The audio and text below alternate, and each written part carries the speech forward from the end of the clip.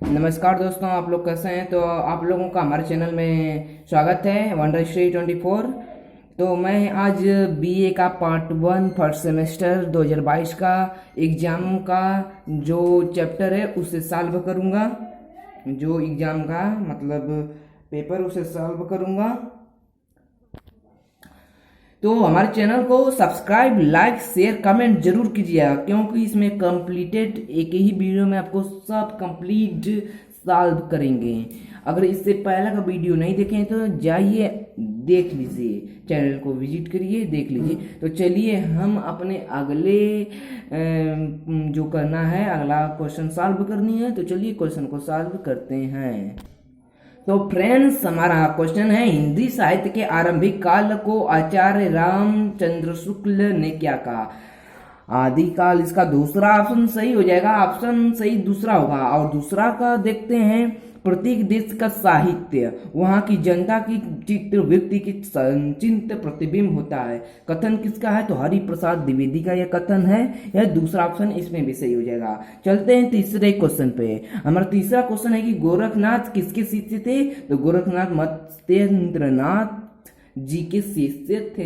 हमारा चौथा क्वेश्चन क्या रहा? चौथा क्वेश्चन देख लीजिए, बिसल देव रासो के रचनाकार हैं। तो नरपति नल्ला जो है बिसल देव रासो के रचनाकार हैं। संदेश रासक किसकी रचना है? संदेश रासक अब्दुल रहमान की रचना है। विद्यापति किस काल की कवि हैं? विद्यापति भक्ति काल के कवि हैं। देखिए, हिंदी का प्रथम कवि राहुल संकृत्यान किसे मानते हैं? सरहपा को मानते हैं। किसे? सरहपा। इसमें दूसरा ऑप्शन इसमें भी सही हो जाएगा। आठवां क्वेश्चन पे आते हैं, सिद्धों की संख्या कितनी बताई गई है? सिद्धों की संख्या 84 बताई गई है। इसमें तीसरा ऑप्शन सही हो जाएगा। और नवा क्वेश्चन हमारा यह रहा कि अजगर करे न चाकरी, पंछी करे न नाम। पंक्ति किसकी है? यह मलुक दास की है। 10वें क्वेश्चन पर आते हैं। 10वां क्वेश्चन हमारा रहा कि पृथ्वीराज रासो किस काल की रचना है? पृथ्वीराज रासो भक्ति काल की रचना, आदिकाल की रचना, आदिकाल की रचना है। तीसरा ऑप्शन सही होगा। 11वां हमारा क्वेश्चन, हिंदी साहित्य के इतिहास को व्यवस्थित रूप देने का श्रेय किसको है? हिंदी साहित्य के इतिहास को व्यवस्थित रूप देने का आचार्य रामचंद्र शुक्ल को है। इसमें दूसरा ऑप्शन सही हो जाएगा। हमारा 12वां क्वेश्चन यह था कि इनमें से किस कवि को अभिनव जयदेव की उपाधि मिली है? तो विद्यापति जो है इसमें अभिनव जयदेव की इनको उपाधि मिली है। तो हमारा 13वां क्वेश्चन रहा कि इनमें से कौन से संत कवि नहीं है? तो रैदास संत कवि नहीं है। 14वां क्वेश्चन है, मैथिल कोकिल किसे कहा जाता है? मैथिल कोकिल विद्यापति को कहा जाता है। 15वां क्वेश्चन हमारा यह रहा कि भाषा पर कवि का जबरदस्त अधिकार था, वे वाणी के डिक्टेटर थे। कथन किसका है? आचार्य हजारी प्रसाद द्विवेदी का है। 14वां हमारा क्वेश्चन रहा कि 14वां क्वेश्चन में सूरदास किसके शिष्य थे? सूरदास हमारे वल्लभाचार्य के शिष्य थे। 17वां क्वेश्चन रहा कि सूफी काव्य धारा के कवि नहीं है। तो नंददास सूफी काव्य धारा के कवि नहीं है। 18वां क्वेश्चन रहा कि रामचरितमानस में कांडों की संख्या है 7 कांडों की संख्या है 7। हमारा ऑप्शन चौथा सही हो जाएगा।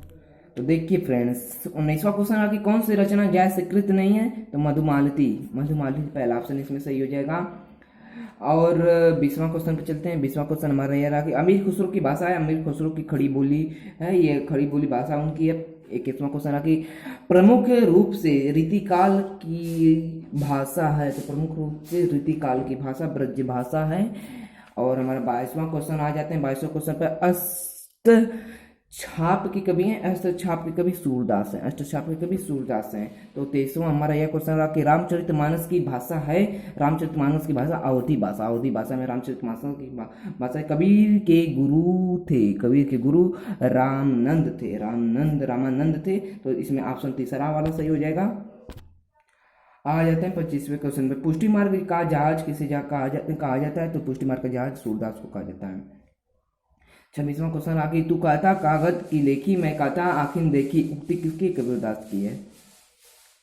27वां नंबर क्वेश्चन आगे, चंदायन किसका कवि रचना है? मुल्ला दाऊद का है। 28वां क्वेश्चन पर आ जाते हैं। कृष्ण गीतावली किसकी रचना है? कृष्ण गीतावली तुलसीदास की रचना है। 29वें क्वेश्चन पर आ जाते हैं। किस काल को आचार्य विश्वनाथ प्रसाद मिश्र ने श्रृंगार काल की संज्ञा दी है? रीति काल को। और हम 30वां क्वेश्चन पर आ गए। भूषण बिनु न बीरजाई कविता बनित मित, यह किसका कथन? यह कथन किसका है? तो केशवदास का यह कथन है। केशवदास का ऑप्शन पहला सही। तो फ्रेंड्स हम आ गए हैं क्वेश्चन पे। कृष्ण भक्त कवियों के लिए उपजीव सामग्री कहाँ से मिली है? रामायण से मिली है। लोकनायक वही हो सकता है जो सामान्य वर्ग कर सके। यह कथन किसका? आचार्य हजारी प्रसाद द्विवेदी का कथन है। 33वां नंबर क्वेश्चन है कि 33वां क्वेश्चन रीतिकाल का वह कौन सा कवि है जो अपनी मात्र एक कृति से हिंदी साहित्य में अमर हो गया? तो हमारा ये बिहारी ऑप्शन तीसरा सही हो जाएगा। हमारा 34वां क्वेश्चन यह है कि भाषा भूषण के रचयिता कौन है? भाषा भूषण के रचयिता जसवंत सिंह है। भाषा भूषण के रचयिता जसवंत सिंह है। तो चलिए 35वें क्वेश्चन पर, राम को मर्यादा पुरुषोत्तम के रूप में जन जन में प्रतिष्ठित करने का कार्य किसने किया है? तुलसीदास ने किया है। तो चलिए 36वें क्वेश्चन पर जाते हैं। आर्य समाज के संस्थापक कौन है? आर्य समाज के संस्थापक स्वामी बिरजानंद हैं। और आ जाते हैं अगले क्वेश्चन पर। 37वें क्वेश्चन पाए जाते हैं। तुलसीदास की भक्ति किस भाव की है? तुलसीदास की भक्ति दास भाव की है। 38वें क्वेश्चन पर आ जाते हैं। 38वां क्वेश्चन हमारा रहा कि निम्नलिखित में से रीति मुक्त कवि हैं किस? तो हमारा चौथा ऑप्शन सही हो जाएगा, घनानंद है। और हमारा 29वां क्वेश्चन रहा कि इतिवृत्ता किस काव्य युग की प्रमुख विशेषता है? तो द्विवेदी युग की प्रमुख विशेषता है। 40वें क्वेश्चन पर जा देते हैं। आधुनिक काल के लिए इसमें कौन सा नाम नहीं दिया गया है? समसामयिक काल का नाम नहीं दिया गया है। और 41वें क्वेश्चन पर आ गए हैं हम। तो समस्या पूर्ति किस युग की प्रमुख प्रवृत्ति है? तो हमारा चौथा ऑप्शन सही होता है, भारतीय युग की। तो अगला क्वेश्चन है, छायावाद स्थूल के प्रति सूक्ष्म का विद्रोह है। यह कथन किसका है? यह कथन डॉक्टर नागेंद्र का है। इसमें पहला ऑप्शन सही हो जाएगा। तो देखिए सरस्वती पत्रिका का संपादन किसने किया? सरस्वती पत्रिका का संपादन माधवी प्रसाद द्विवेदी ने किया है।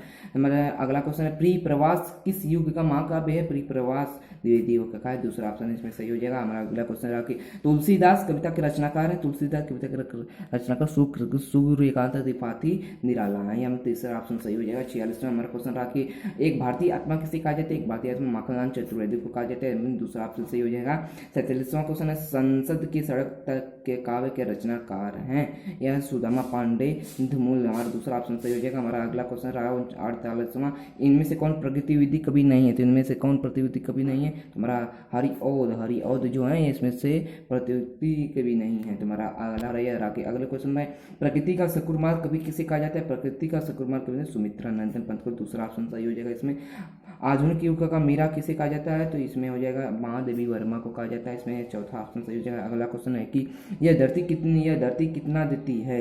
किसकी कविता है? यह पंत जी की कविता है, पंत जी की। तो हमारे 52 क्वेश्चन पे आ गए हैं। अगला क्वेश्चन हमारा कि निराला की किस कविता को शोक गीत कहा गया है? निराला के सरोज स्मृति कविता को शोक गीत कहा गया है। तो हमारा अगला क्वेश्चन रहा कि प्रयोगवाद के प्रवर्तक कौन है? प्रयोगवाद के प्रवर्तक धूमिल है। और दूसरा ऑप्शन सही हो जाएगा। 54वां हमारा क्वेश्चन रहा कि मुक्ति बोध का पूरा नाम है? मुक्ति बोध का गजानंद माधव नाम है। इसमें का दूसरा ऑप्शन सही हो जाएगा। तो हमारा अगला क्वेश्चन यह रहा कि नवीन ज्ञान की प्राप्ति के लिए किए गए व्यवस्थित रूप को क्या कहते हैं? शोध कहते हैं। अगला क्वेश्चन, किस भक्ति कवियों में किसी वात्सल्य रस का सम्राट कहा जाता है? तो हमारा इसका ऑप्शन हो जाएगा सूरदास का। 57वां हमारा क्वेश्चन रहा कि जहांगीर जयचंद्रिका किसकी रचना है? तो आचार्य केशवदास की जहांगीर रचना है। हमारा अगला क्वेश्चन रहा 58वां क्वेश्चन रहा कि द्विवेदी युग के किस कवि को राष्ट्रकवि कहा जाता है? द्विवेदी युग के किस कवि को राष्ट्रकवि कहते हैं? मैथिली शरण गुप्त। इसमें चौथा ऑप्शन हमारा सही हो जाएगा। 59वां हमारा क्वेश्चन यह रहा कि कौन सा काव्य संग्रह अज्ञेय का नहीं है? तो हमारा इसमें पहला ऑप्शन सही हो जाएगा, अरूण करोड़ प्रभाव में।